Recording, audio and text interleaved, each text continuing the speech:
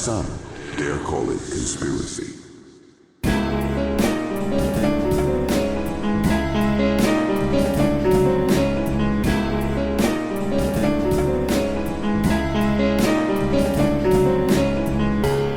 Welcome to the Some Dare Call It Conspiracy podcast, hosted by Brent Lee and Neil Sanders. After nearly 20 years exploring the world of conspiracy culture, we are taking our guests and listeners on a guided tour of the rabbit hole. Our mission? To discover where the truth lies. So we're following the saga of Mr. Cartland, no longer a doctor. All of those years of study completely down the drain, all that time completely wasted. And this was a man who had quite prestigious qualifications, at least 2 degrees and a master's degree.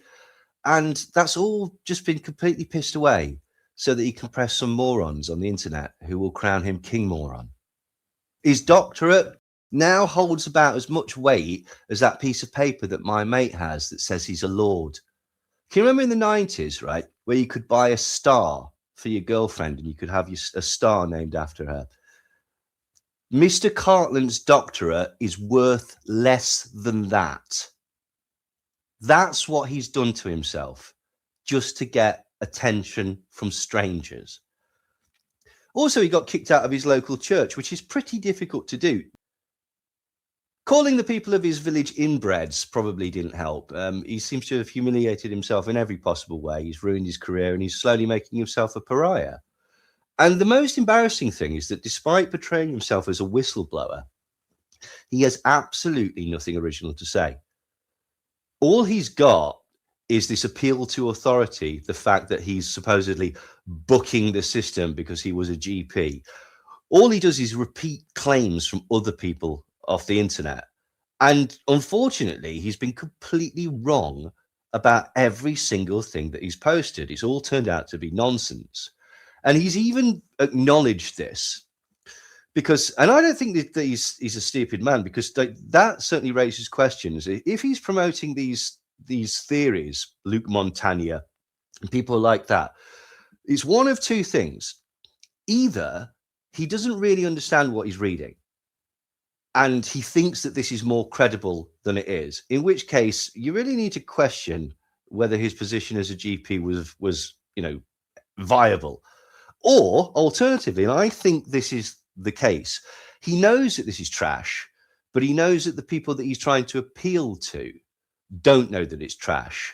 And if he's coming with this appearance of being learned, whatever crap he puts out on the internet, people will go, oh, wow, yeah. He's even started to say on Twitter, oh, this was retracted. Oh, this was dismissed. And we'll talk about one later that he uses this tactic for. He's starting to use that as a badge of honor. He's saying that if something's been rejected by the mainstream, if something has been rejected by the scientific community, if a paper is considered a bad paper, then he's saying now, well, that actually proves that it's right.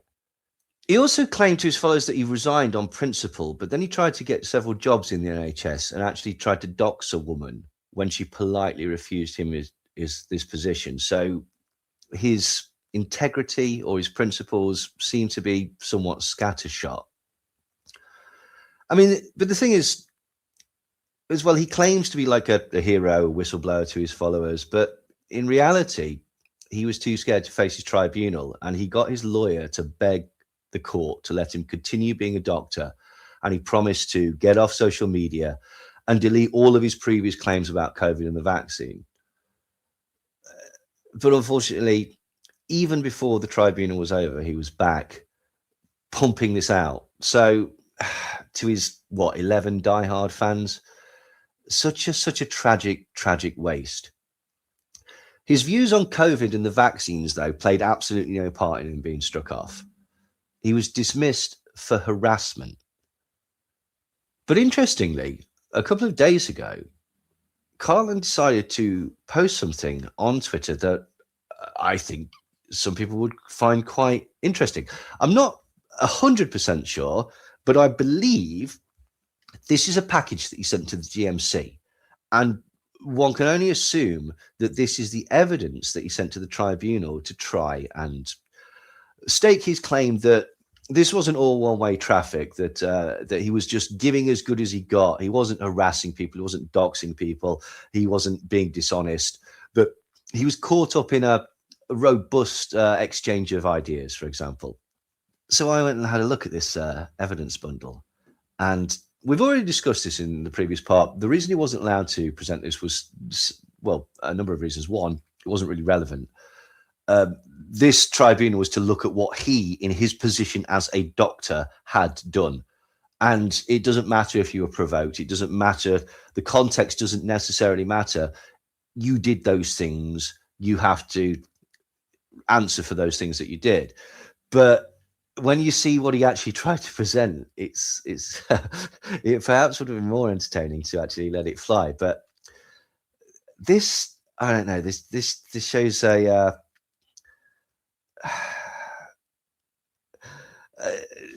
this is not the sort of thing that you should send in your defense. For a start, his evidence bundle, it was essentially pages and pages and pages of screenshots of Dr. C in conversation with Mr. Cartland. And Dr. C was saying in these tweets and exchanges words to the effect of, have you had a head injury?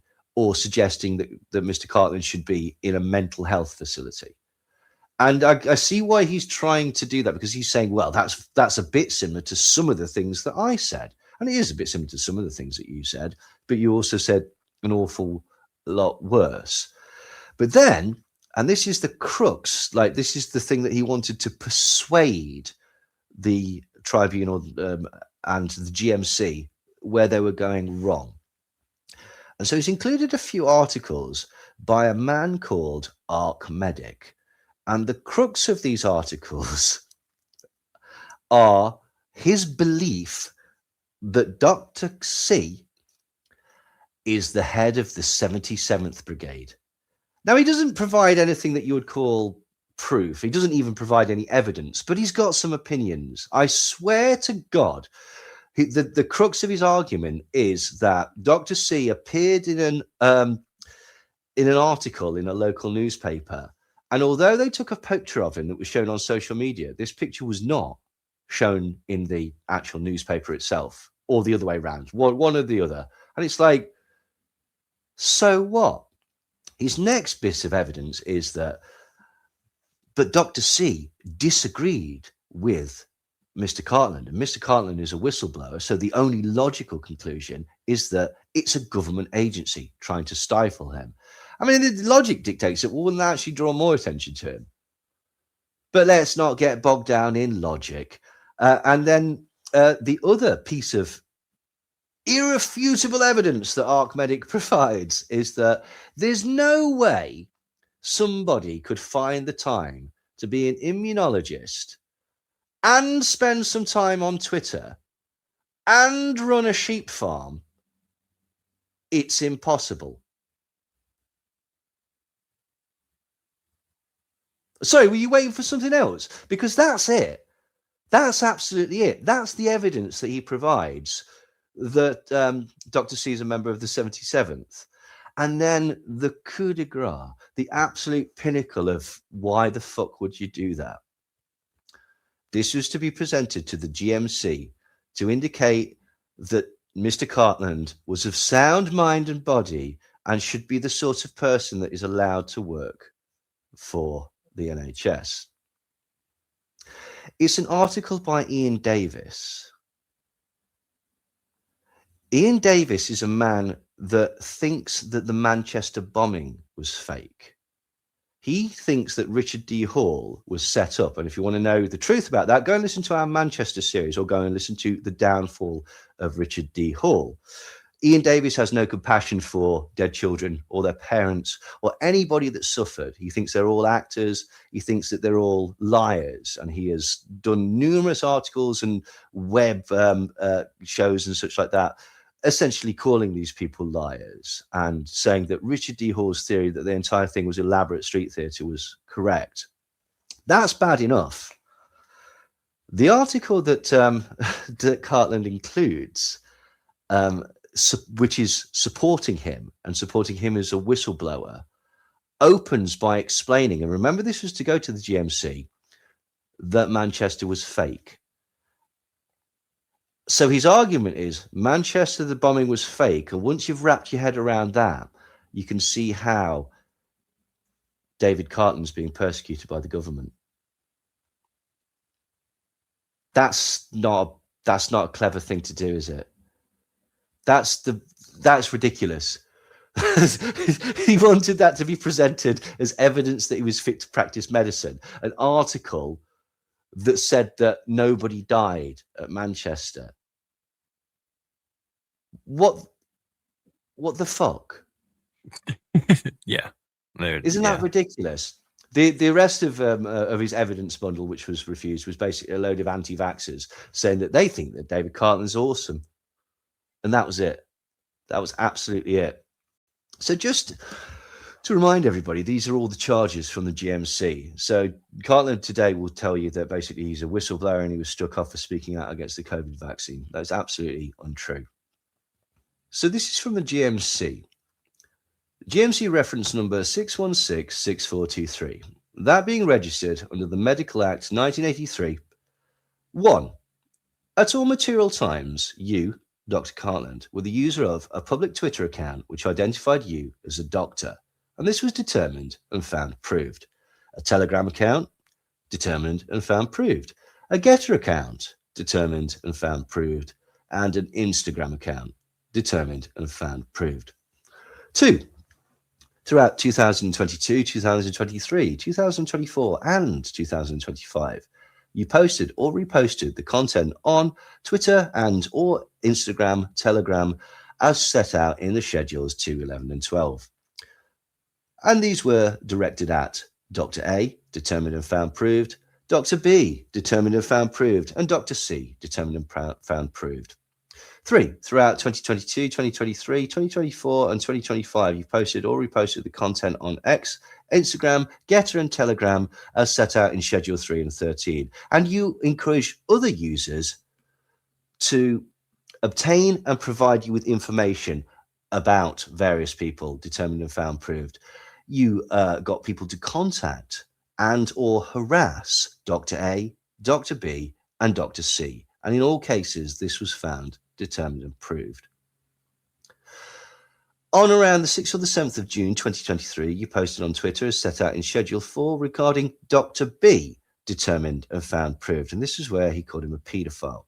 On 23rd of January 2023, you sent an email to Dr. A in which you threatened her with retaliatory action in respect of a complaint that she had made about you to the GMC as set out in Schedule 5, determined and proved. And that was where he sent a letter to the obstetrician saying that he would essentially cause trouble for her unless she dropped the charges against him with the GMC. On around 24th of July 2022, you created an X account in the name of Dr. C, from which you posted the content as set out in Schedule 6, determined and found proved. And this is where he set up sock puppet accounts and pretended to be Dr. C. 7. Your conducts at paragraphs 2 to 6 constituted harassment as defined by sections 1 and 7 of the Protection from Harassment Act 1997 towards Dr. A, Dr. B, and Dr. C. In all cases, determined and found proved. In that, you engaged in a course of improper, oppressive, and or unreasonable conduct causing alarm and or distress when you knew or ought to have known that your conduct amounted to harassment. 8. Your conduct at paragraph 4 was motivated by hostility towards the LGBTQ+ community. That was determined and found proved. 9. In September 2023, you managed an individual on WhatsApp as set out in the Schedule 7 and offered to provide a COVID-19 exemption certificate, determined and proved. When the individual asked you whether they would need a genuine exemption reason, you stated that you would list a medical exemption for anyone, whether they had a medical exemption or not, in order to acknowledge bodily autonomy or words to that effect, determined and found proved. 10. Your actions in paragraph 9b were intended to create a medical record containing information which you knew may be false had it been carried out, and that was determined and found proved. Your actions at paragraph 9 were dishonest by reasons of paragraph 10, determined and found proved. 12. In or around November 2022, you received an email from Mrs. A, practice manager at Redacted, advising you that the practice would not be processing your job application any further, or words to that effect, determined and found proved. 13. On November 27th, 2022, you posted on Getter and shared a screenshot of Mrs. A's email to you. That's determined and found proved. You left Mrs. A's full name, job role, and the name of the practice visible in the screenshot. Determined and found proved. You posted Mrs. A's email address. Determined and found proved. 14. On around the 17th of January 2023, you posted on Getter and shared a screenshot of Mrs. A's email. Determined and found proved. You also named the practice. 15. On the 25th of July, you posted on Twitter and shared a screenshot of Mrs. A's email to you. That's determined and found proved. You left Mrs. A's first name visible in the screenshot. Determined and found proved. 16. On the 6th of August 2023, you posted on Twitter and shared a screenshot of Mrs. A's email to you. You left Mrs. A's name visible in the screenshot and you named the practice at which she worked. 17. Your actions at paragraph 13 to 16 were designed to encourage other users on Twitter and Getter to contact and harass Mrs. A. And these were both determined and found proved. And that, by reason of the matters set out above, your fitness to practice is impaired because of your misconduct.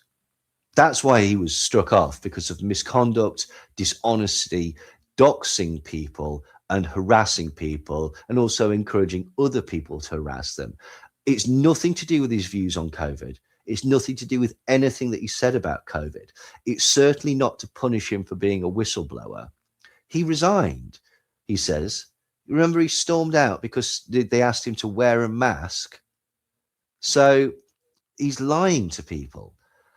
This is just a reminder of some of the things that Mr. Cartland, when he was in his capacity as a doctor, presenting himself as a doctor, thought was appropriate to say to people on Twitter. And a lot of this was to women that he was arguing. Some might use the phrase bullying.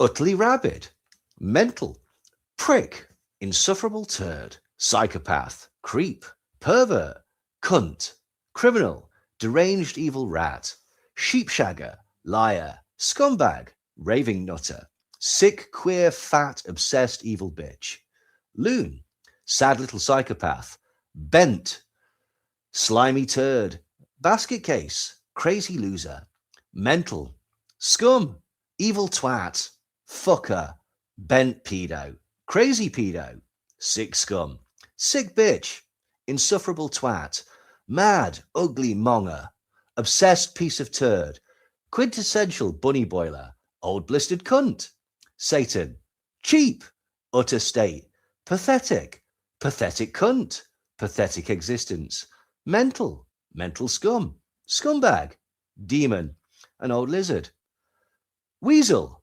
muffet, chubs, discombobulated glazed prion, addled eyes, waste of oxygen, fat ginger prick, scummy whore, sewer rat, sick mental cunt, cultist, nutter. That's Mr. Cartland there. Class act. I mean, sure, you could probably find some of those phrases on my Twitter or certainly on this podcast, but I'm not a doctor and I'm not presenting myself as a doctor. I'm not bringing the NHS into disrepute. Other examples that were not brought up at the tribunal include, do you know who Megan Call is? I don't recall.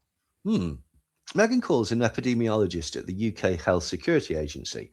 In 2021, the journal Nature named her in Nature's 10. This is their global top 10 list of people who helped shape science that year. So that's incredible. She worked from 2009 to 2020 as a civil servant at Public Health England, tracking HIV and AIDS. But in 2020, she was drafted at the UK government's COVID-19 response. Her role was as a senior epidemiologist, producing data within technical briefing documents and also communicating this information, including to the public. In 2021, she attracted a following on Twitter for her threads explaining epidemiological data. Her adoption of Twitter for public science communication was seen as particularly effective, even though this was not part of her official employment. In January 2021, Call was appointed lead epidemiologist in the COVID-19 epidemiology cell at the UK Health Security Agency. She's got a very prestigious career. Now, coincidentally, she started getting popular on Twitter about the same time that Mr. Cartland had discovered that he was irreparably magnetic. I don't know whether that's got anything to do with it, but this is a tweet from Megan. There's a picture of a little boy, and apparently this is her son, and he's on a tricycle, but he seems to be slightly differently abled, and he's got his legs attached to this tricycle, and but he's clearly having an absolute whale of a time. He's smiling and laughing, and like it's a beautiful, beautiful image. And Megan wrote, "I've had dark thoughts, times when I wondered if my son would ever do anything that a normal kid could. Times I wondered if I needed to be realistic and forget my dreams for him. And then his school sends me a video of him riding a bike, and it reminds me not to underestimate him." And there's this absolutely beautiful picture of her son smiling, and it's a video actually cycling down the corridor at school, and it's beautiful. It's absolutely beautiful, and it's again a way that someone can communicate something like that. That, you know, it's tough having a child that's impaired, and it's often, you know, the world can be cruel, and for her to admit this and to show vulnerability like that, and then to share such a glorious moment with the world, is, I think, indicative of potentially her character. That's glorious, and this is the sort of thing that we need to see more of. Dr. David Cartland responds, "You are a cunt." When people on the thread pointed out that this comment was abhorrent, Mr. Cartland's defense was that this was actually to another Twitter user named Real Truther, who he just so happened to be at odds with. But that doesn't make it okay. There's several things. Why choose to call him a cunt on this particular thread? A thread where a proud mother is talking about her son's tricycle. A woman who you just so happen to disagree with, but I'm sure that's completely irrelevant. But why choose to respond so aggressively here? The comment that Real Truther left that Cartland seemingly responded to was a heart emoji. So I'm confused. Are we to infer that you were saying that he's a cunt for agreeing with the post? I mean, even if I've misunderstood that, even if he's somehow goading you with this heart, which I don't think he is, but even if I'm wrong, why would you reply by calling him a cunt on this specific thread?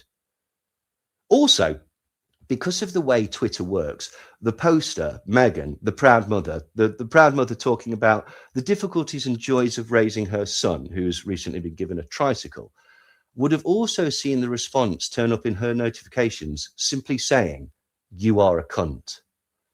This could be open to interpretation. It could have been seen as calling the woman herself a cunt, even if it wasn't supposed to be responding to her. She could have accidentally taken it that way. And from the perspective of a casual viewer, it could be mistakenly interpreted as trying to call this woman a cunt by proxy. Now, nobody is suggesting that Cartland is calling the infant child on a tricycle a cunt, but you are calling someone a cunt on a thread which is primarily and exclusively about an infant child on a tricycle. Regardless, it's really not suitable for a GP representing himself as a doctor to be using language such as cunt on a thread, which, again, if anyone is in doubt, is about a mother celebrating her infant son's achievements and his new tricycle. I suppose any confusion about exactly who was being called a cunt could have been cleared up by not calling anyone a cunt on a thread about a boy's tricycle in the first place. But hey ho. The very best explanation is that the mother and the child are, well, unfortunate collateral damage in your C-bomb. That's still not okay. The mother, Megan, did actually respond. She said, "I'm not sure what the issue is, but can you delete, as that vile word has no place in a thread about my child." Mr. Cartland responds with an apology and an explanation that it wasn't about her. It's simply him arguing with the troll. That's why he called him a cunt on this specific thread. And this is a doctor, remember, and a fully grown human. But regardless of that, even if it was just him fighting with someone else in this thread, it's still a horrible, cruel thing. It's terrible behavior to hijack that thread with such childish actions, you know, the use of the word cunt and all, and to sully that poor woman's celebration like that. It's like, well, it's a bit like fighting at a wedding whilst the vows are being read out with the vicar. At best, it's tacky, and at worst, it's appalling. And besides which, the word cunt is disgraceful, and you should use it as sparingly as possible, and almost never in a medical setting. But this isn't the only time he's done it. Evidence Challenge, for example, puts out a tweet that says, "Breaking news, vaccines reduce the risk of COVID-induced heart failure and blood clots by up to 72%, even 6 months after infection. This includes AstraZeneca, the so-called clot shot, and Pfizer. This is a huge blow to anti-vaxxers and a reminder of the seriousness of COVID-19 risks." Dr. David Cartland, going under the name Dr. David Cartland, writes, "You are a cunt." At other times, he tweets out the Bob Moran sketch. And I don't know if this was the one that got him fired or not, but basically it's the one that shows a gallows. And the headline is, "Thanks for making us a vaccine. We've made you a play swing." Very good. Very good. I mean, you know, if he was an edgy 17-year-old, like, fair enough, but he's not. I mean, apparently he's a GP who just wants a debate, right? Wants a debate, absolutely. You know, like if it's not facts, he's not interested in it. And this certainly wouldn't be considered bullying or harassment because he hates bullies. Like, he then tweets out the classic showing a policeman split down the middle with an SS guard and saying, "I was just following orders." And this is, again, in regards to the lockdown, comparing the lockdown to Nazi Germany, which, don't be so fucking wet. He also does this again. There's the NHS COVID Star, which is a medal that has been awarded since July 2020 to all its staff for his efforts. He points out that basically the Nazi War Merit Cross, which is also in the shape of a cross but with a swastika and looks kind of similar. And this is the Nazi War Merit Cross created by Adolf Hitler in October 1939. So essentially, again, trying to compare the NHS with the Nazis, which is just, again, like, don't be so wet. But then, when the Holocaust Educational Trust from the UK on Holocaust Memorial Day decide to tweet out, "Today's Holocaust Memorial Day, we remember the 6 million Jewish men, women and children murdered by the Nazis and their collaborators, all victims of Nazi persecution and the victims of subsequent genocides. Hashtag Holocaust Memorial Day." Dr. David Cartland, under the name Dr. David Cartland, decides that the best response to this is to go, virtue signaling galore. I mean, again, Cartland claims no wrongdoing because he was arguing with someone else about virtue signaling on Holocaust Memorial Day, on a post about Holocaust Memorial Day. And apparently this person themselves had previously been anti-Semitic. So now for them to be claiming to support the charity or the day, Mr. Cartland thinks that's virtue signaling, and maybe he's correct. But even if that is the case, this is the wrong place to make such a comment. And it's yet another ill-advised social media post from someone who at the time was a practicing GP. Why would you be so silly as to put yourself into a position where such an interpretation of events could happen? This at best shows a huge lack of self-awareness and a misunderstanding about how you come across to the public and how acting like this could denigrate your role as a member of the NHS, especially at a time when you seem to be clearly embracing conspiracy theories, and conspiracy theories increasingly have a tinge of right wing or far right about them. So to even dally with this sort of thing seems foolish. Now, I want to make it absolutely clear. I didn't see this as anti-Semitic in intent at all. I saw it as that conspiracy mindset that blinkers you to how others might see you when you're in that zone of contrarian, just question everything and be brave enough to question anything, and there should be nothing that we can't talk about, and it just, again, it puts you in very, very silly situations. And there was a meme that Mr. Cartland had previously posted, apparently, although in his fairness he appears to have deleted it pretty sharpish, and I didn't see it on his timeline, but it was discussed on the blog Bart's Notes. And this, for example, could be misinterpreted as cloaked anti-Semitism hiding behind just asking questions. I don't think it is.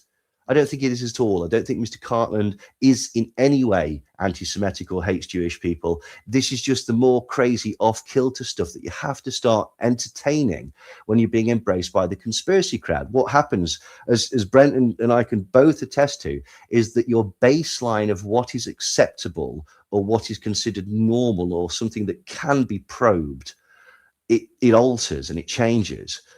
And Mr. Cartland, posting as Dr. David Cartland, has a disclaimer at the top saying reposting is not endorsement, disclaimer, any comments welcome below. So he's just asking questions, but it seems somewhat silly because the meme, which again, he did apparently delete very, very quickly, and I don't think this is an indication of anti-Semitism, but it does say every single aspect of the COVID agenda is Jewish, and then lists people like CDC staff, heads of Pfizer, people who work for Moderna, BlackRock, and Vanguard, and people for the World Health Forum, World Health Organization, and World Economic Forum, who just so happen to be Jewish.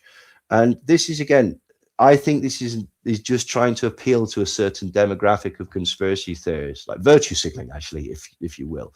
It's repeating stuff off the internet to appeal to his audience. And again, this is the problem when these two worlds collide. Something that seems perfectly reasonable as a discussion in one of them seems incredibly unwise to post in the other one. Some of the things that he tweeted out that had been seen as offensive or derogatory to the LGBTQ plus community includes a big pile of stones, and he very wittily has put Pride Month in the Middle East because they would be stoned to death, you see. It's like a teenager that's got hold of the fucking phone. Then very wittily, because can you remember when monkeypox came out, right? And how it was spreading potentially through gay men because of the close contact involved in catching it. Well, he tweets out this picture, and it's very clever and he's put the heading, latest WHO masking guidance. And there's a mask on the person's face and it says COVID-19 protection. And then you'll love this. There's a mask on the man's bottom, and it says monkeypox protection, because obviously, gay people and bottoms and that. This is a doctor and a grown man. Another one that got him into trouble was he tweeted out under the name Dr. David Cartland a picture of a man kicking another man in the balls. The man who's been kicked in the balls and being kicked across the screen is all in rainbow colours, and the heading says, Pride Month, fuck off. Then there's another one next to it that says Pride Month. And if you sort of take it right down, you notice that in the middle of Pride Month is the word demon. And demon on this particular meme is in rainbow to show that LGBTQ pride is demonic. And that's just pathetic. It's absolutely pathetic. And the thing is, again, this is a man who has got no backbone. When he was called up about this, he invoked the imaginary gay friend. Oh, gay friend sent me this, so this can't possibly be offensive. Well, I mean, of course it's offensive. It's telling Pride Month to fuck off, and it's equating gay people with demons. give a shit if some deluded gay person sent that to you. So what? That doesn't negate it. And I don't believe you. I don't believe you for a second. I think you're just too cowardly to stick to your what you believe or what you claim to believe, again, to impress dickheads on the internet.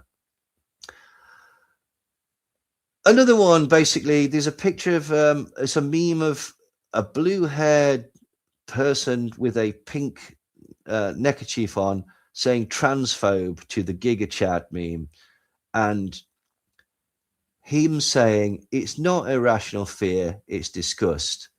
And it's like, okay, so you don't understand how words mean. I'm not afraid of them. I'm not phobic. You do understand that disgust is born out of fear. Like, that's how words work, right? Okay. And let's not fuck about. Your fear or your disgust comes from crippling insecurity. I can't possibly be nice to a gay person, otherwise other men might think that I'm gay. And then what could I possibly do then? Like, it's ridiculous. It's sad. It's very, very sad. Then what he says is, I really have no words, which isn't true. You just copy them off other people. I really have no words. Church of England approves trial same-sex blessings. And apparently he's appalled by same-sex marriages. And this is, again, it's sad. This is him trying to appeal to a particular set of wankers on the internet. And he's being a Quasimodo. Like, oh, it's not that I'm just unpleasant. It's like, I'm using the church. It's because of my religious beliefs. It's like, fuck off your religious beliefs. Like, are you wearing mixed fabrics? You ever had a cheeseburger? You ever masturbated? Well, then, you probably should be put to fucking death. Oh, except we're ignoring those bits, are we? So fuck off to use that for your own prejudice. Like, if people don't know what a Quasimodo is, it's somebody that leans to the right and uses fucking church for sanctuary. Cowards. Absolute cowards. On June the 24th, determination on impairment. Dr. Cartland's fitness to practice is found impaired due to serious misconduct stemming from harassment of all 4 complainants, dishonesty, lack of insight, and high risk of repetition. June the 26th, determination on sanction. Tribunal directs erasure of Dr. Cartland's name from the medical register, citing multiple serious departures from good medical practice, as well as dishonesty, discrimination, abuse of his position, and a persistent lack of insight. An immediate order of suspension is imposed effective from this date to remain in force until any appeal concludes. June the 26th, and this is after the sanction determination, Dr. Cartland posts on Twitter, I've just been erased from the GMC register. I'm no longer a doctor under the jurisdiction. I'm now ready to speak freely, openly, and transparently about the behavior of the tribunal, counsel, and complainants. I have all the receipts. Watch this space. As of yet, he's not produced any receipts because he hasn't got any receipts. And what we're supposed to believe, that you weren't free to speak freely beforehand. Oh, don't talk such stuff and nonsense. Again, trying to hype himself up because he realized he's ruined his life and he hasn't got anything to say. The tribunal noted that Dr. Cartland did not deny that he'd sent the post, but he denies that they were homophobic. And he states in this letter to the GMC, the accusations of homophobia, transphobia, based on a tweet, which I say no comment, picked up by Dr. B from behind a block, i.e. he shouldn't have even seen it, and interpreted to suit. He then goes on to spread what he believes my no comment meant without evidence. His actions were totally without merit and caused me both personal stress and harm to my reputation. He called him a paedophile. And then he called him a paedophile again, and a Satan-worshipping Baphomet. And you're moaning that basically, well, he shouldn't have seen it because I blocked him. So I was calling him names behind his back. So he shouldn't have been able to see that. That's his defense. And it's harmed my reputation and caused me stress that I got caught. I have the support of many LGBTQ plus contacts and friends who support my concerns of some inappropriate things being perpetrated under the banner of pride. Much of the evidence presented as my hostility to LGBT presented later is simply a concern regarding child safeguarding. No, it isn't. No, it isn't. Not one thing that's been brought forward. What he'll do is he'll point out that one picture of the gay pride march where there's the two people dressed as BDSM dogs and there's a kid next to it. Unless you could show me that kid has been irreparably damaged, I'd give a shit about what you're saying. Like it's just this is just again, it's lies. If you feel that it is wrong, if you have a disgust for it, as you stated, and if you feel that that is because of your religious beliefs, just fucking own it. Just own it. If that is what you believe and that is your justification for it, you don't need to weasel around by saying, no, it's nothing to do with that. It's the kids. Will nobody think of the children?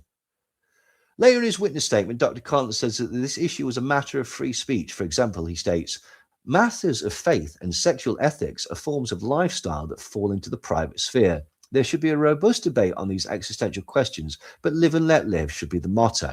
Certainly, the disciplinary tribunal of the GMC should not adjudicate on a dispute on existential questions. After Dr. B reported me as a transphobe, I need to stand for values that I believed in. I am and I have strict standards as to what I deem appropriate conduct in lifestyle. Also calling like a mother who's celebrating her disabled child being given access to a tricycle, calling her a cunt in public. That fits in with your Christian lifestyle, does it? When somebody doesn't give you a job, you having a fucking tantrum and getting all your friends to basically pester them. That falls in with your Christian values, does it? Lying and promising to lie on medical documents, that fits in. What was that sin?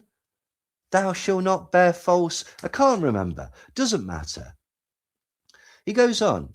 I have concerns as to appropriate conduct for those doctors in relation to persons working with children. My views come from a very ancient book known as the Bible that cannot be subjected to a woke interpretation. My tweets simply reflect my Christian faith that traditional marriage should be respected and children fare best with a mother and a father. I was protesting the frightening and aggressive transgender agenda. What, by equating gay people to demons? By making jokes about anal sex? By putting pictures of stones up and going, gays get stoned by Muslims? How is that protesting the frightening and aggressive transgender agenda? It isn't, is it? Again, you're just too cowardly to say, no, this is what I think, and this is why I'm being unpleasant. Dr. B is prominent in the LGBTQ movement and needs to use his influence to prevent mocking images of Christians and the Lord Jesus Christ and ensure that pride demonstrations are fit to view. Why does he? Why? The tribunal used the everyday meaning of hostility. It noticed that Mr. Cartland stated that his posts were to assist in safeguarding or a matter of free speech. The tribunal accepted that Dr. Cartland is entitled to the beliefs that he has and is able to articulate them. However, it decided on the balance of probabilities that the messages that Dr. Cartland had posted were prejudicial and antagonistic towards the LGBTQ plus community. It determined that they were not simply an assertion of a viewpoint, but were derogatory in nature, because they were. The photographs Dr. Cartland posted were without context, and the post clearly insinuated that individuals from the LGBTQ plus community were paedophiles. The local paper Cornwall Live does a series of stories about Mr. Cartland, and Mr. Cartland disagrees with their categorization of him as, and I quote, a homophobic bully who harasses people. And so, in order to prove that this is in no way his character, he encourages his followers to start harassing the journalist who wrote the stories and to flood the press complaints board, flood the comment section, and to contact both the journalist who wrote the story and wrote the articles and his editor to demand that he's sacked. So did you catch that?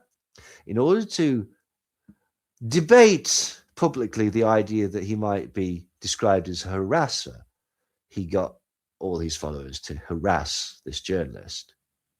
The headline was, Cornwall doctor with 300,000 followers sees fitness to practice in question, Cornwall Live.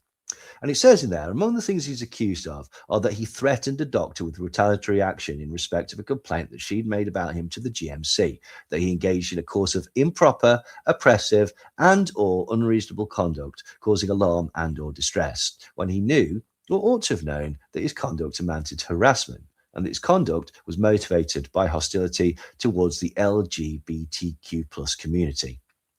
Another story, David Cartland, allegations of threatening and harassing fellow doctors found proven, Cornwall Live. A GP has been found to have 17 allegations against him proven, a professional tribunal has ruled.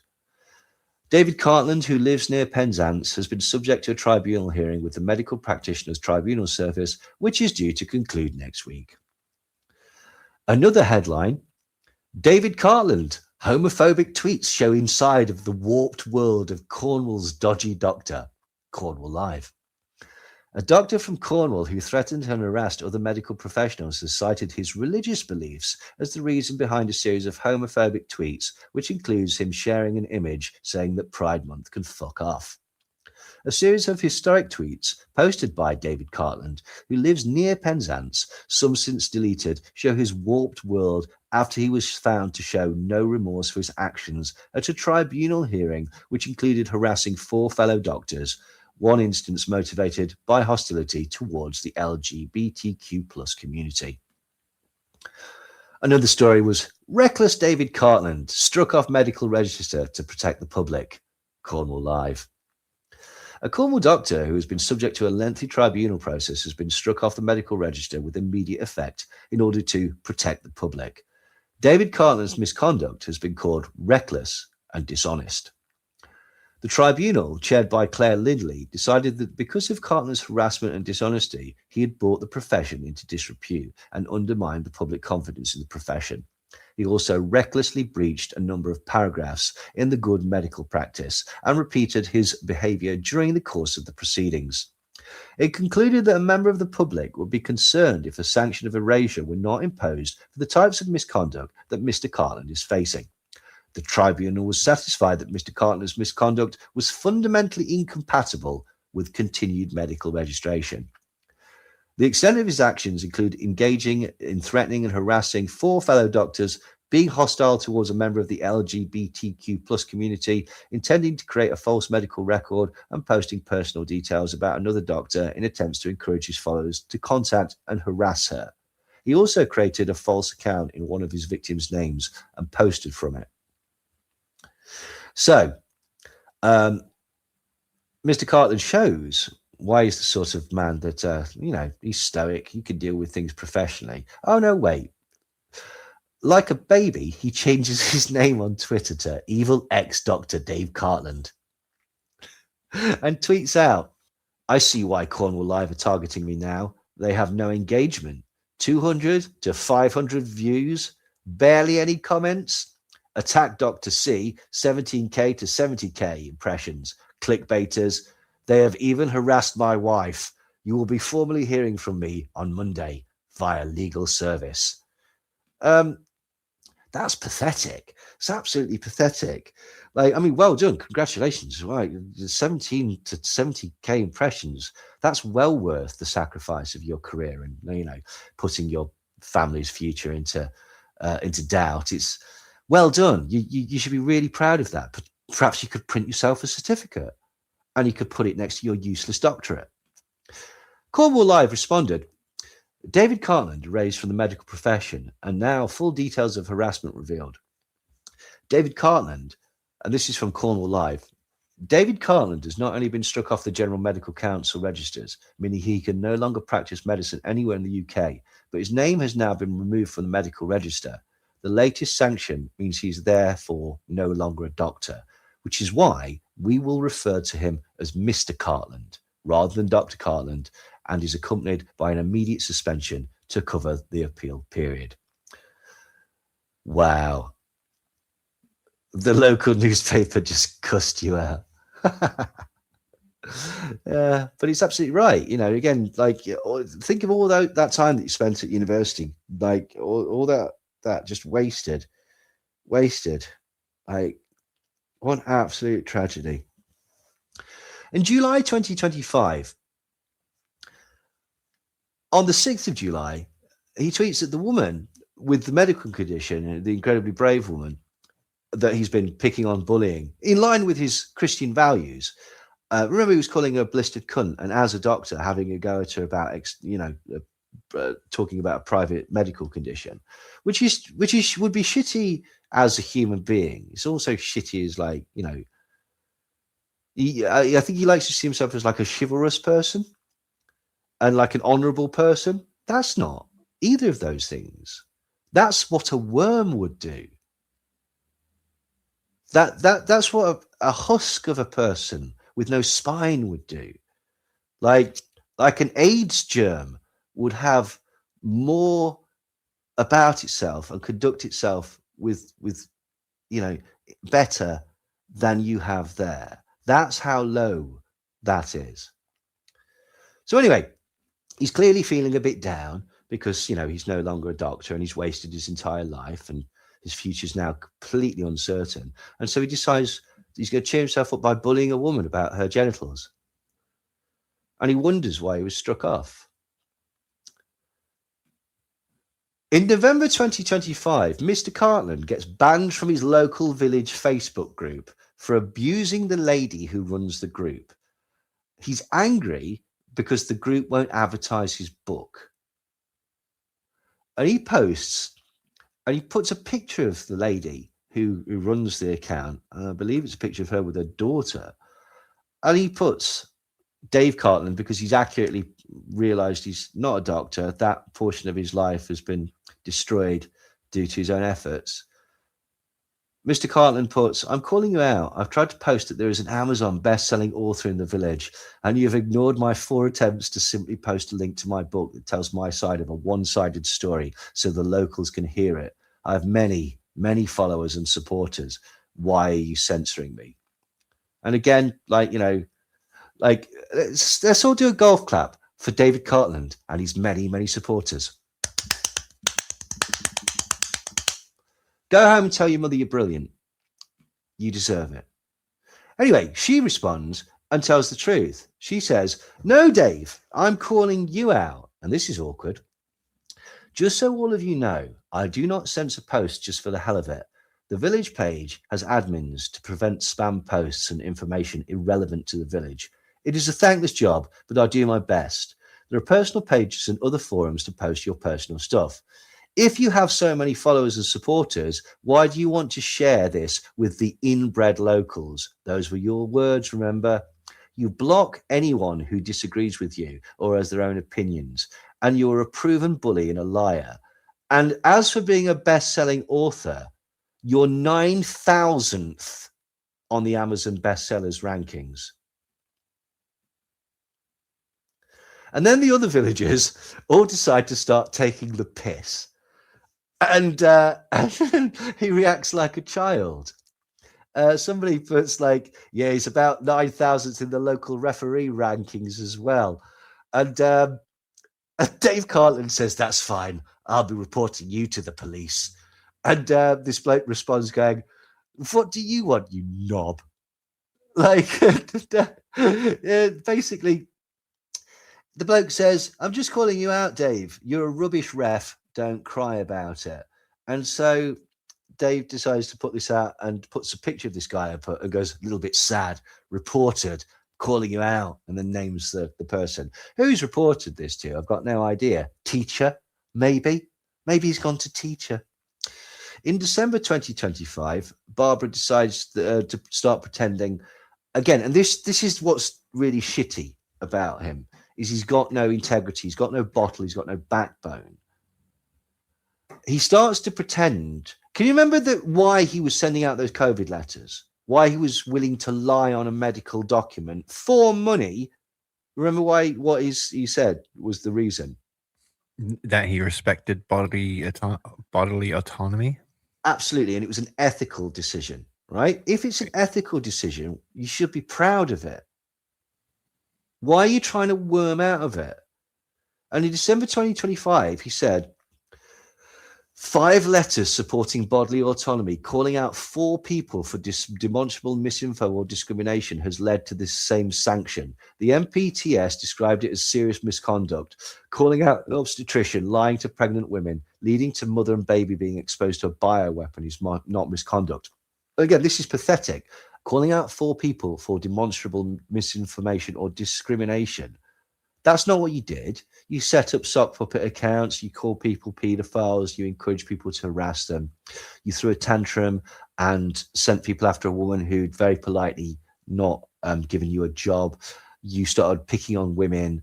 You started trying to humiliate them about medical conditions that they'd gone through. You attacked women that you thought was that woman, trying to humiliate them about the same thing. All the time whilst you were presenting yourself as a doctor. You also, as we've discussed, like every single thing that you've said about COVID and the vaccines was wrong, because you don't even respect your supporters. If you did, you wouldn't be lying about this as well. And you wouldn't be presenting the garbage information that you present. You'd actually be trying to find out some stuff. But that's the problem. This is his bed and he's having to lie in it now. And that's the life that you've created for yourself.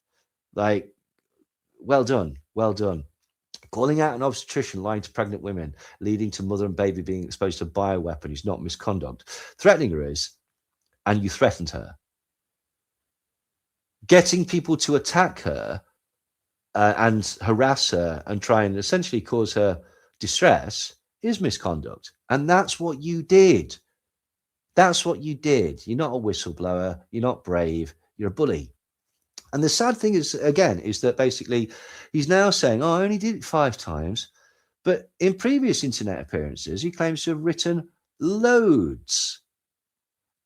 In the tribunal itself, he admitted to at least 10 to 12 of these certificates that he'd done. And so that's 10 or 12 occasions where he doesn't care if you've got a medical condition. It's for bodily autonomy. So he will, for money, lie and falsify documents. He's now trying to pretend that, well, I didn't actually do it. And as we've discussed, that's like saying, well, you know, I approached you and asked you to kill my wife, but because you're an undercover FBI agent, no harm, no foul. She's still alive. No. You were willing to do that crime. You were proud of it. It was an ethical decision, remember? Again, I don't quite understand why you needed money if it was an ethical decision, but whatever. And then again, in the tribunal, admitting to do it up to 12 times. Then from his Telegram, 2 reasons or so that what I offer, as you can see from the website, is a kind of range of, consultations in terms. I do a lot of referral letters. I'm doing a lot of exemptions and things like that for the vaccine and for the masks. And I do that on the very basic of ethics. If somebody doesn't want to have a vaccine or somebody doesn't want to wear a mask, then so be it. That's called bodily autonomy. And I'm quite happy to stand in any court of this land and stand on that ethical principle. So yeah, it's going really well so far. I thought why aren't you standing on your ethical principle? Isn't that's tragic? I don't understand how anybody listens to this man. Also this, I did a vaccine exemption for Michael Wong, who joined us yesterday. He's doing a humanitarian trip to do surgery in Liberia. They let him on board to Brussels, but have refused his onward boarding to Liberia to help countless people. He has a valid exemption, both a letter and a PROMIC form with valid reasons. They've sent him back to the UK from Brussels this AM. Absolute utter disgrace. Safe trip back, mate. So that's another one that he's written where he doesn't care like why he's done it. He would have sent this person on a plane to Liberia. Again, so the important takeaway from that is that he's not being honest. And I don't see why you need to lie to your followers. Oh, I only did 5 or 6. No, you didn't. You're a freedom fighter, remember? You're a rebel. Wolverines. Yeah. In January 2026, Mr. Cartland tweets out, I miss my old life so incredibly much, saving lives with a decision or action in A&E, helping to make someone depressed feel a little better. Was watching Casualty, as I often do, reminiscing and making all the same decisions as the cast. What I would give for another day leading in resus or being on call duty GP. I cannot accept injustice and did not deserve the sanction handed out. I hope one day my vindication will happen and I will be back on the saddle, helping people feel at the point of access. Makes me so sad. Breaks my heart. I think the expression is back in the saddle, but never mind. Bollocks. Again, no, you had the opportunity, but you couldn't stay off social media. February 2026, he appears on a stream with John O'Looney. And so maybe, hitting the big time again, all those Vegas lights and whatnot, a man that pretends to pull things out of human bodies and such like that. Potentially the future is bright. But then. Hi, everyone. This has been a video that I really didn't want to record, and I've been putting it off really for a couple of days, but I think it's best that the public hear about what's happened. So you all know that obviously I've been struck off as a doctor for incidents not involving any patients, no negligence, no harm. It was for internet behaviours, calling out false information, calling out misinformation that was harmful, in my opinion, and making safeguarding concerns regards pregnancy and giving the jab to children, and calling out those that said it was safe in both those cohorts. I also wrote 5 letters to allow people to go and visit dying relatives abroad or sick relatives. And that led to me being struck off. So I kind of accepted that. I've gotten used to the idea. The plan was always really to hand my licence back if that happened, and if the opposite happened, if I won. So I wouldn't have been back in the NHS as it currently is. Halloween, I get a knock on the door. Thought it was trick-or-treaters. Took some sweets out. But then I found a chap with an envelope that I needed to sign for, and it was a letter from the DBS. Now, for those who don't know, the DBS is the sort of newly reformed Criminal Records Bureau check. So if you go for a new employment somewhere, you check to see if they've got any criminal convictions. So it's essentially a list for criminals. So they're basically telling me that due to my stroke off reasons, the GMC were duty bound to forward that information to DBS and for them to assess putting me on the barred list for vulnerable adults and children. Yesterday, I received a letter. That's the day before yesterday, actually. Time flies when you're sat in bed crying all day. But yeah, they put me on the list. Got the letter here. I'll just read a bit. Thank you for sending us the information for us to consider. We have considered all of your information and decided that it is wholly appropriate and proportionate to include you in the adults and children's barred list. Basically tells me if I work with any of those two groups that I'm subject to a £5,000 fine and or custodial sentence, and that anyone else who employs me with children or adults that are vulnerable. And by the way, the DBS say that anyone seeking health advice is vulnerable. So if you come and ask me about fungal nail infection treatments over the counter, you're vulnerable. And basically warns that if anyone employs me in those roles, they'll also be prosecuted. And it goes on basically to cite the GMC's decisions about the Twitter stuff. And some really quite tricky stuff to accept. For example, this is their reason for why they put me on the children's list. Our concerns in relation to your conduct are not impacted by the age of those in your care. If you were to work or volunteer in regulated activity with children, you may similarly consider it acceptable to act in a way which you see fit for yourself and aligns with your own beliefs or ideology, or is intentionally harmful, irrespective of the impact on those who may be reliant on you. You may consider it acceptable to falsify documentation.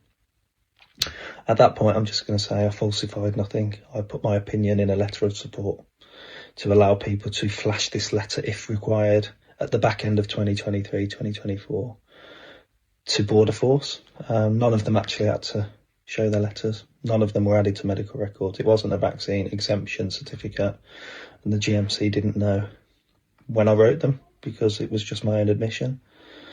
So they didn't know the date, so hence don't know the international regulations for a date they don't know. Nor did they quote to me the eligibility criteria that I quote flouted during the process. So this is their reason for banning me from working with children.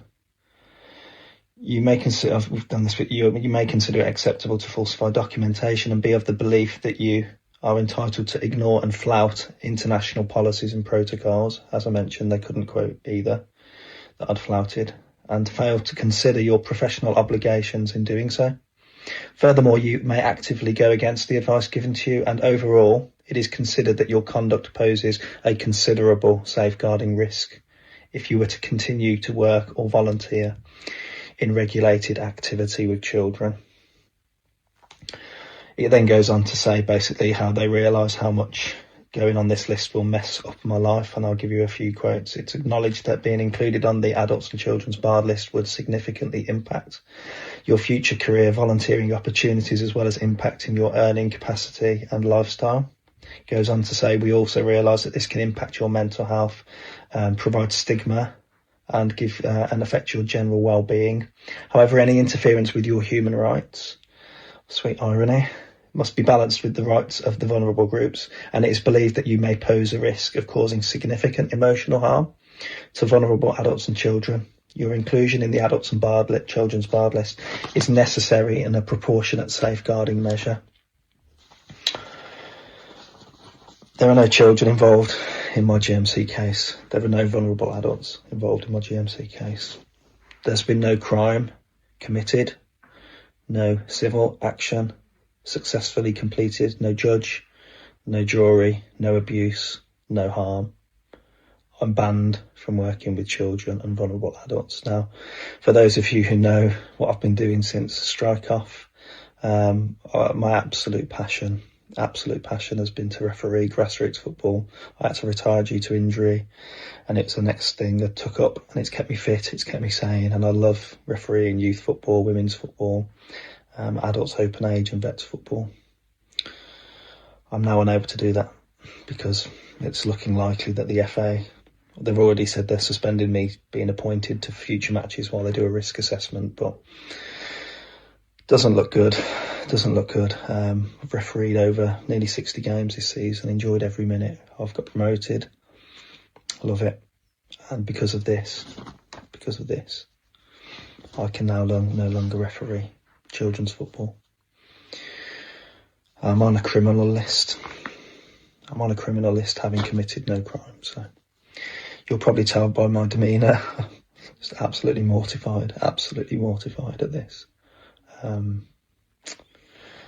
But I think people need to know that this is what's happened. So it's not just the strike off. It's not just the anonymous contact with children's services making anonymous complaints about me. It's not just the anonymous police reports. It's banning me from being employed. This will make me unemployable. You know, you need a DBS check for working in supermarkets, as far as I'm aware. Wrong think leads to complete disassembly of wrong thinkers' life. You know, there's nothing that they haven't touched. I've contacted, when I say they, I don't even know who they are. I contacted wife, ex-wife, neighbours, hit pieces written about me, and I stood up for children, pregnant women, medical ethics, patient safety, ironically safeguarding concerns, and now apparently I'm a safeguarding risk. So anyone that can help, guys, honestly, I'm absolutely mortified, as you can tell. Just putting out a cry for help, really, as to anyone who could potentially help me with this.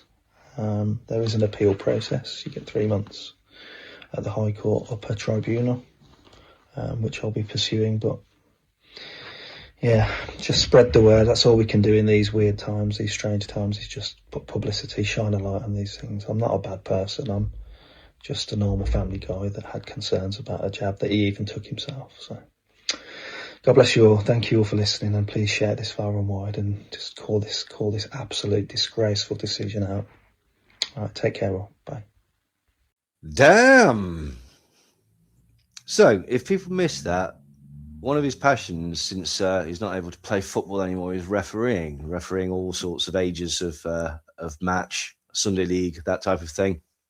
And because of his, according to the DBS, because of his willingness in the past to flout the rules and potentially falsify information and be dishonest, they don't feel that he is right to work with vulnerable adults or children, people who could be manipulated. Anybody who's asking for health advice, by definition, is vulnerable. So he's not allowed to give health advice anymore.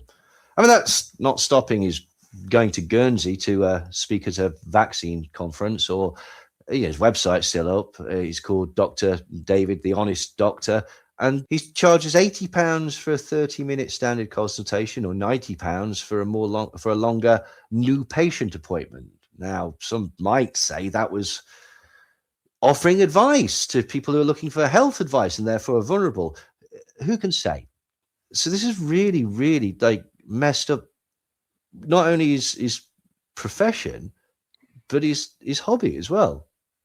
It's absolutely tragic that somebody has got themselves into this situation, because he absolutely has.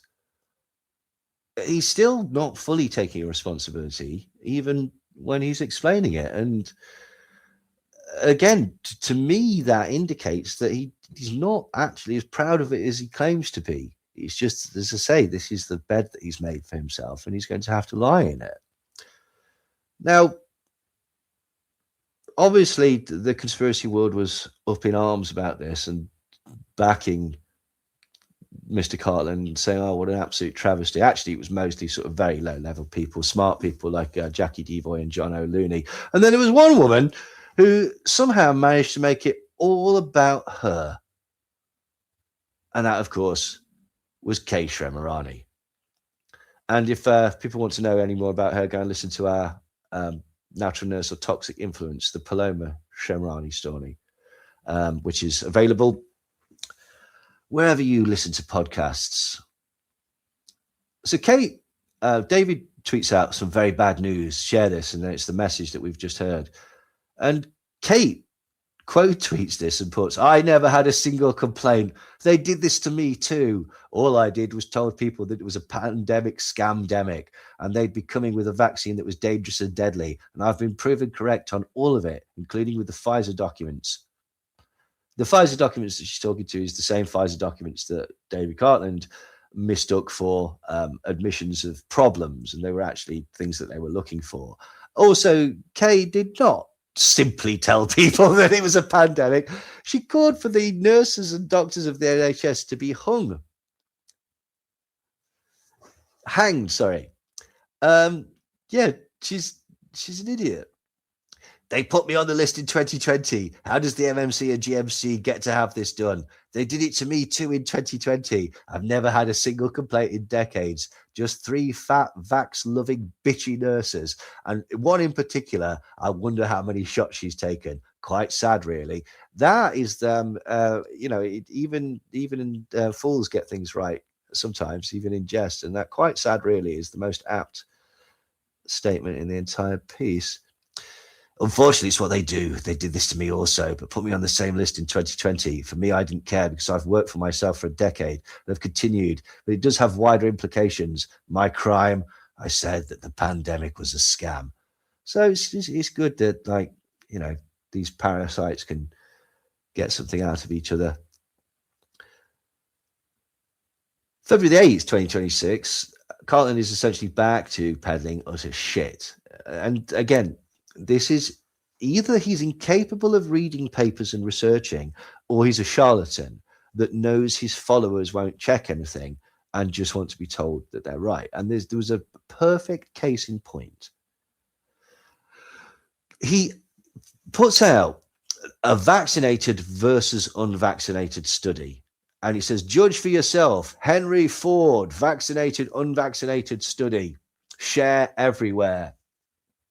Now, The Henry Ford vaccinated unvaccinated study refers to an unpublished 2020 draft research paper conducted by researchers at the Henry Ford Health Center that compared health outcomes between vaccinated and unvaccinated children. The study, often cited by vaccine opponents, suggested that vaccinated children were more likely to develop certain chronic health conditions. However, Henry Ford Health has stated themselves that this study was never published because it did not meet their scientific standards due to serious flaws in data, methodology, and analysis. So, the key findings of the draft study: the sample size was 18,468 children born between 2000 and 2016. And the data compared roughly 16,500 vaccinated children to 2,000 unvaccinated children. Immediately, there's a problem there.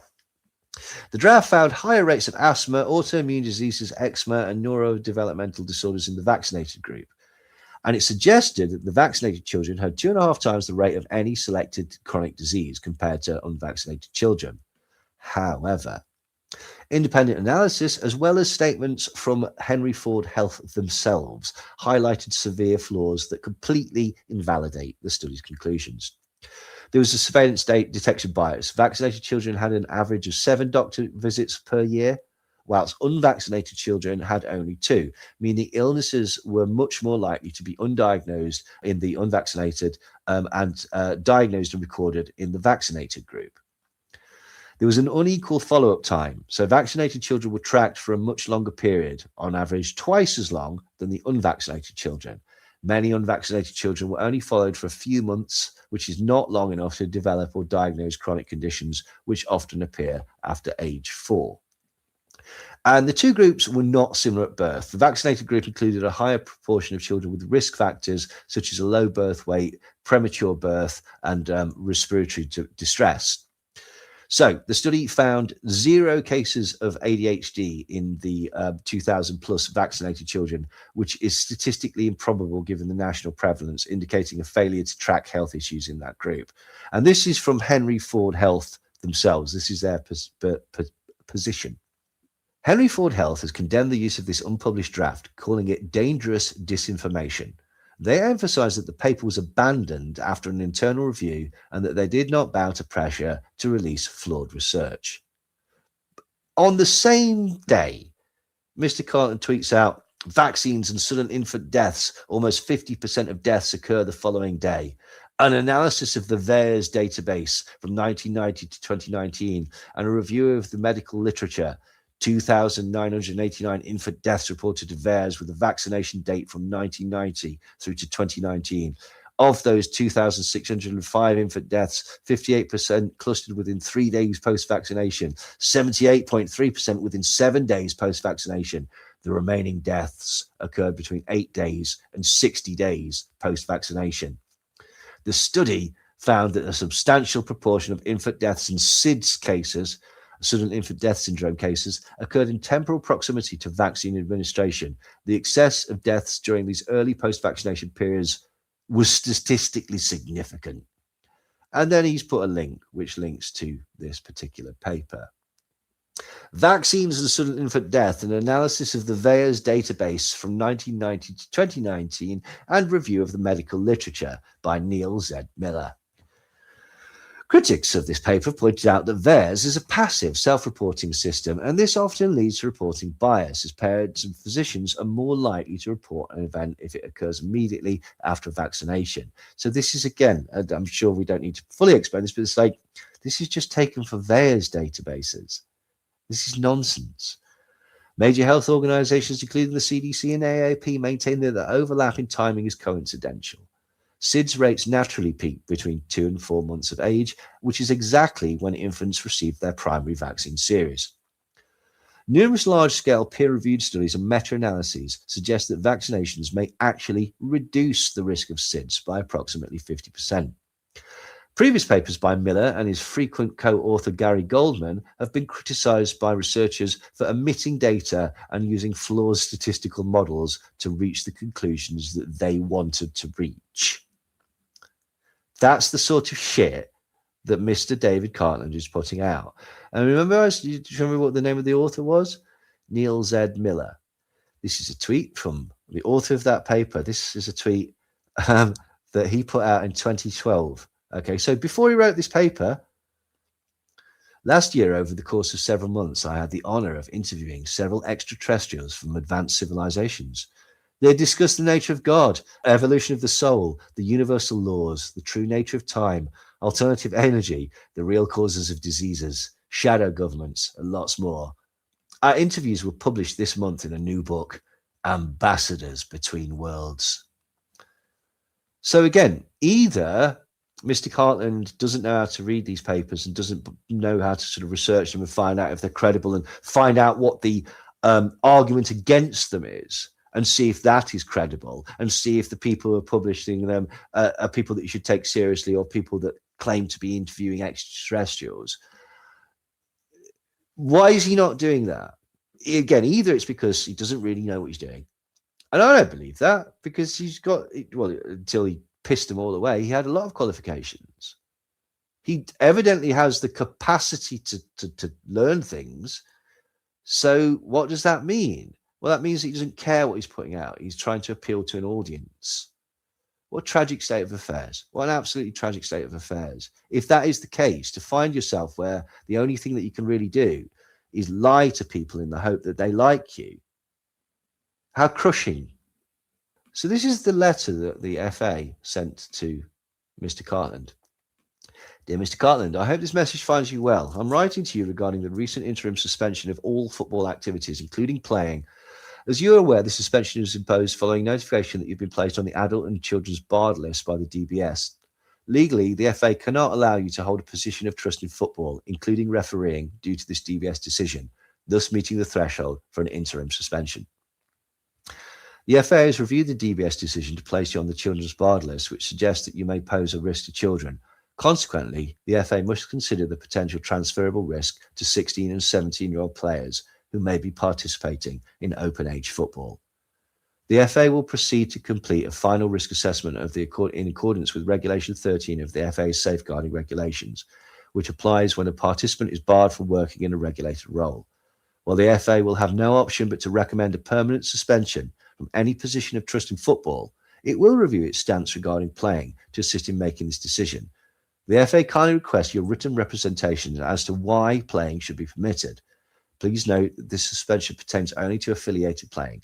In relation to your voicemail left today in which you state that you are prohibited from exercise, the FA does not have jurisdiction on unaffiliated playing. So, you can have a kick around in his back garden if he wants. Could you please provide the FA with your written submissions concerning affiliated playing and any other additional information you wish for the FA to consider by the 2nd of March 2026?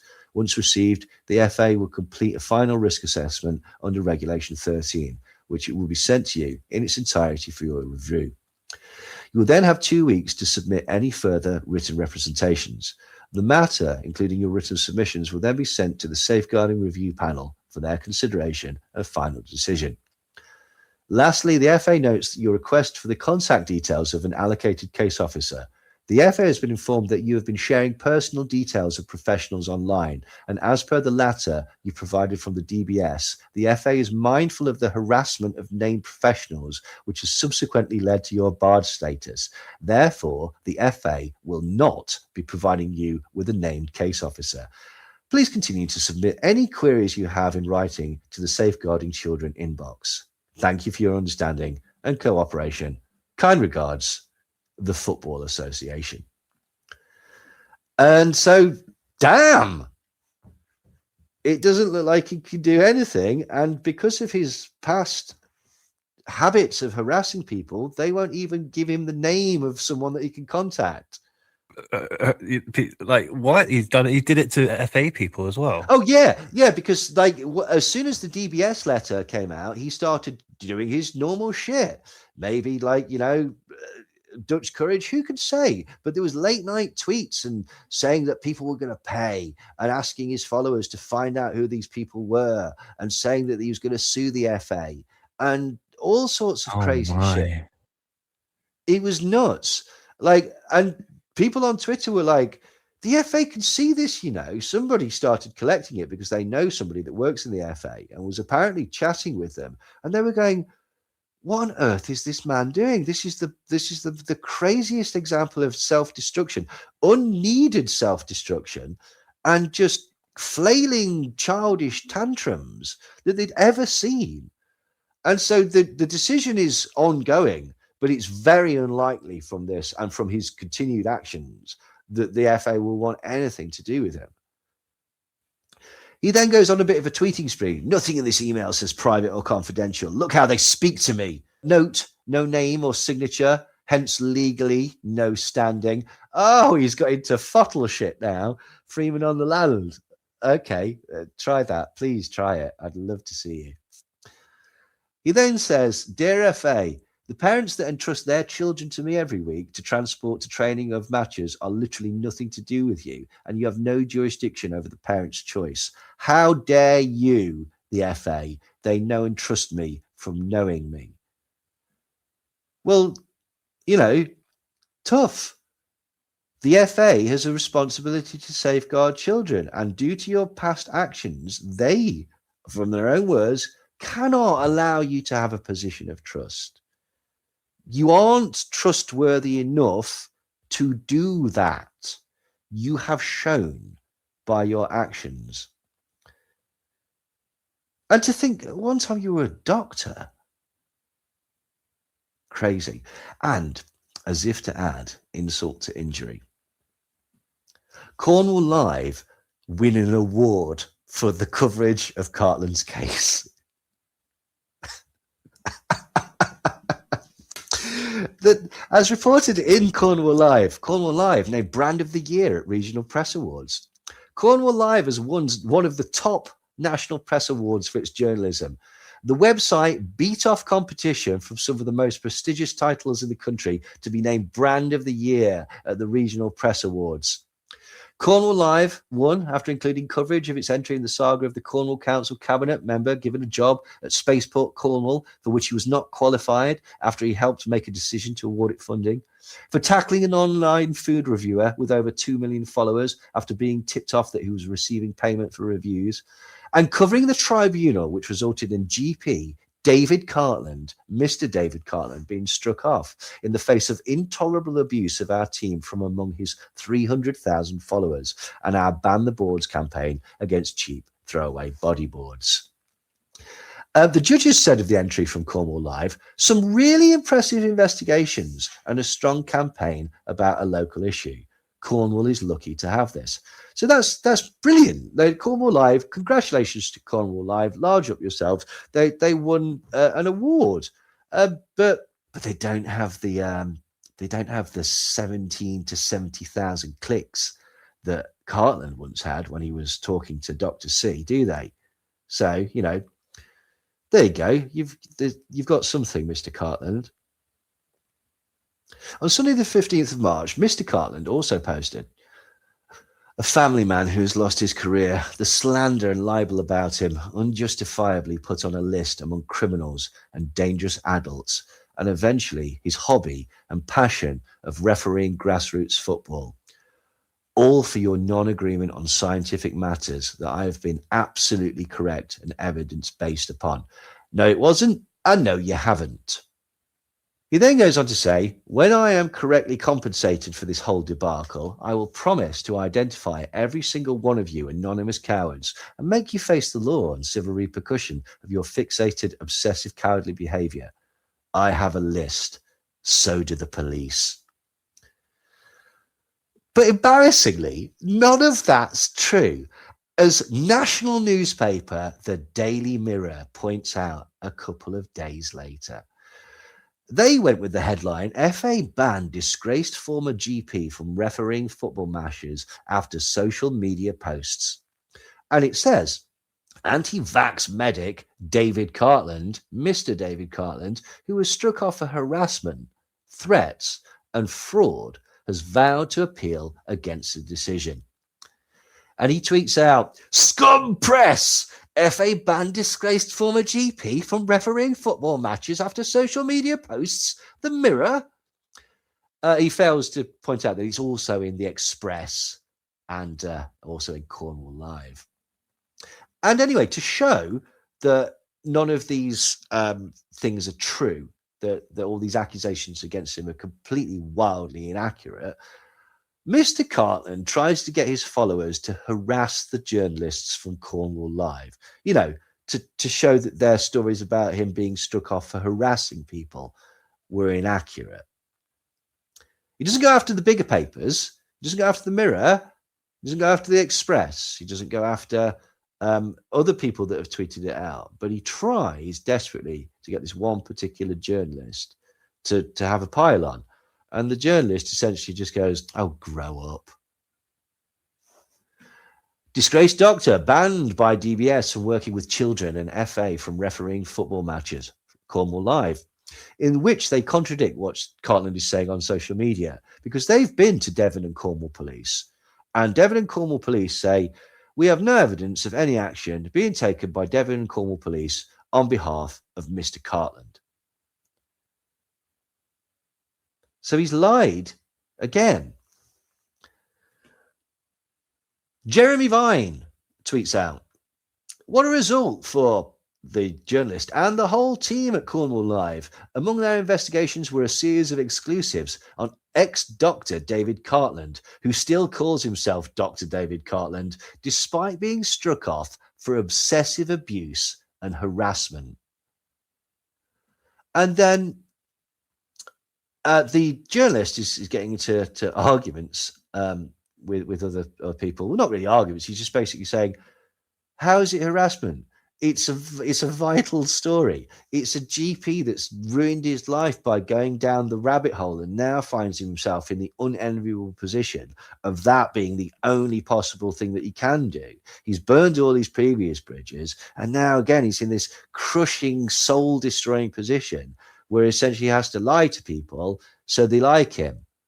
And the journalist tweets out, "Wrong. This is our original coverage last year," which, to be fair, you didn't understand that either, that contributed to the award. So it's the first series of articles that they did on him when the tribunal was happening.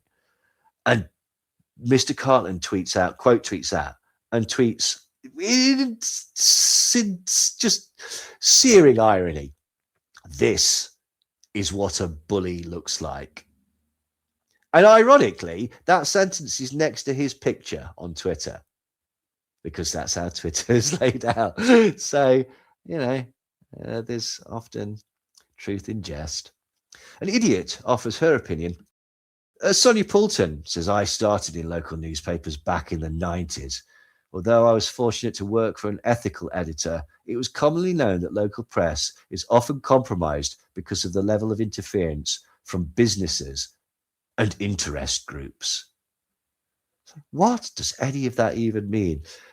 Sorry, you don't think that residents of Penzance and Cornwall might be interested that a man who used to be an upstanding member of their community, a respected pillar of a community, the sort of person where you would look at them and go, that person's done really well with their life, a GP in a small, relatively small community, has treaded his entire life and gone down crazy rabbit holes and involved himself in despicable acts, and then fell out with everybody in the village, got banned from his church, got banned from doing the hobby that he wants, and made himself a complete pariah and nigh on unemployable, all because he got a little bit of a ego boost when people told him that he was brilliant, and asked him to go on Iconic with David Icke. It doesn't seem really worth it now, does it? But how is that not a story of interest? Sonia Poulton, who, by the way, I'm sure regular listeners know, was involved with the People's Voice, the David Icke channel that never really got off the ground. She's a sort of fringe conspiracy theorist. She tweets out, "No worries, what David is experiencing from that publication is extreme targeting. You have to draw the line between public interest and a clear agenda." She's recently done a series of things about the McCanns, speculating on whether they murdered their daughter or not. But she's concerned that stories in the local newspaper about a GP being struck off for actions that boggle sensible people. She thinks that's targeting. Hey ho. He then gets his followers to spam Facebook, and this again, he is your king of your echo chamber. Oh dear, backfired again, Mr. Journalist at Cornwall Live.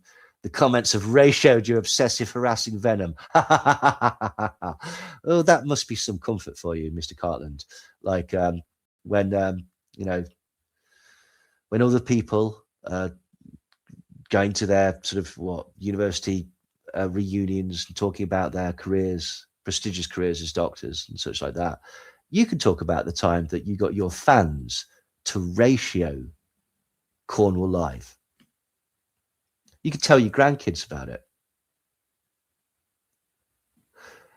He goes on to say, if you feel any recent press coverage was either inaccurate, bullying, harassing, or libelous, please be sure to contact the editor, whose publicly available details are published for the purpose of fielding such complaints. So again, I hope the irony is not lost on people. He's encouraging people to harass the editor and the journalist because they've put out stories talking about how he was struck off for harassment. But what's interesting is that one of Mr. Cartland's supporters points out that the journalist posts his jogging route on social media. That's clearly a threat. Mr. Cartland does not condemn that. But the journalist, who is an absolute fucking G, basically just, when people are saying, are you all right? He's like, he's been a dick. This man's all right, waste of space. But, this isn't fair. And like trying to threaten you and such like that. And the journalist goes, to an extent, this goes with the job, but can cross a line. This isn't even an irritant. It's just embarrassing. The coward Carl Leggett, who's blocked me, posted about my running route. That's too far. And so it's been deleted. A picture of my kids last year, that was too far, so I got it removed. But I don't want to waste valuable police time because people are essentially saying, go to the police about David. And this journalist is basically saying, no, he's pathetic. There's no need. Let him wallow in the shit of his own making. He then starts saying that the DBS is being fought all the way to the High Court. However, having a bit of a look into this, you can appeal a DBS barring decision, but not directly to the High Court. Appeals are made to the upper tribunal on points of law or fact within 3 months. A judicial review in the High Court is generally a separate process used if an appeal to the tribunal is not available. Now, what's interesting is, that's a give, send, go. Mr. Cartland is asking for money so that he can appeal the DBS decision to the High Court. But that's not how you appeal a DBS decision. So that seems fishy. Key aspects of appealing a DBS decision. This is from the DBS's website. Appeals are lodged with the upper tribunal. There is no automatic right. You must get a permission to appeal, and you must prove that the DBS made a mistake of fact or law. What mistake of fact or law has the DBS made by saying that you showed willingness to falsify and lie about medical conditions, which can potentially put people in danger? How it is, appeals must be made within 3 months of the final decision letter. If successful, the tribunal can order the DBS to remove you from the barred list or reconsider their decision. In March, Dave Cartland, now going by Dave Cartland, humiliatingly has to post, anyone in Cornwall need of anyone who needs some casual work, need to start getting out of the house as I'm going stir crazy. Obviously, most of you are aware of the circumstances in which I find myself, so I need to be someone who is willing to see through the calamitous and kangaroo court decision making. I'm a grafter and happy to try and apply myself to anything. Be nice to do something out on the open road, or perhaps try my hand at farm stuff. Happy for any suggestions, help, contacts. And need some helps or suggestions, guys. As all of you know, I've answered with my beloved career of 24 years, training and practicing. For all, well, I still genuinely do not know what I've been found guilty of. harassment and dishonesty for calling out brazen misinfo and giving a small number of exemptions for dangerous jab. I thought you didn't write any, Dave. Do try and keep up with your own lies. I've tried for weeks to find minimum wage work and I'm just being ignored. It's not a good advert for the Google search, in particular, the local Cornish live hit pieces having me down as homophobic when I simply am not. Any suggestion on what to do next? How to transfer skills? Starting to get to the need rather than the want category regarding work and finances. And on March the 23rd, Mr. David Cartland tweets out, "My heart is broken. I just tried to do the right thing. The GMC have broken my heart. The MPTS have broken my heart. The DBS have broken my heart. The FA and Cornwall FA have broken my heart. The local football and referee community have broken my heart. My neighbours and friends have broken my heart. My ex-colleagues in the NHS have broken my heart. The trolls have broken my heart. The media have broken my heart. The gossip and rumours have broken my heart. Those who have judged me have broken my heart. The legal system and judiciary have broken my heart. The police and criminal justice system have broken my heart. The pain is indescribable." So, which do we think it is? Do we think that there was a vendetta to get this brave whistleblower who was just trying to debate and tell the truth and fight against immeasurable odds, going against the establishment themselves? Or do we think that what actually seems to have happened is that somebody had a traumatic experience, COVID, the loss of a friend, the general uncertainty, maybe trauma like that was going on, and he essentially got love bombed into a cult? This is a cult of people who loved him. They gave him an identity. They gave him his own hero's journey. They put him up on a pedestal. He was their appeal to authority.